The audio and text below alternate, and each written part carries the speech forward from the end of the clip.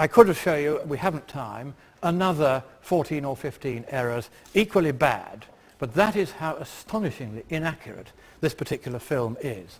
Now, here's one of the problems. Whatever damage we might have been conceived to have done to the climate by putting CO2 in it, China is now the one to watch. If Britain were to shut down completely, turn off all the lights, and have no trains, planes, aeroplanes, hospitals, industries, nothing, then the total emissions that we would therefore not be putting out would be made up by just the increase in Chinese emissions in less than 2 years.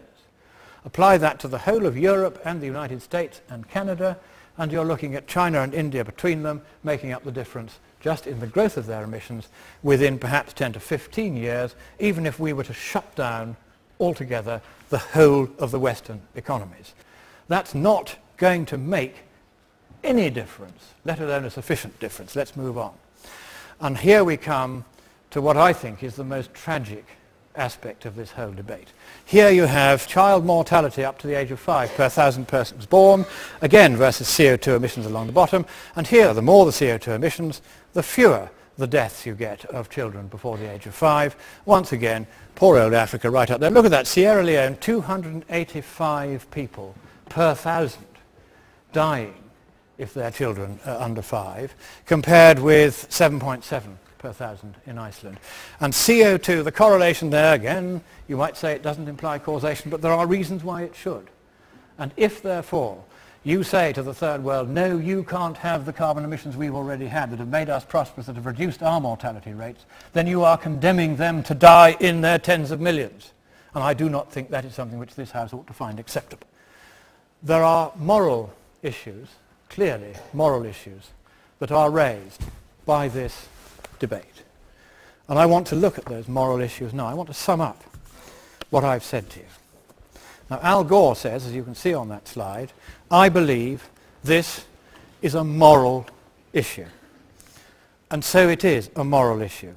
To announce disasters or scary scenarios, to over-represent factual presentations in place of adherence to the strict scientific objective truth, that is a moral issue.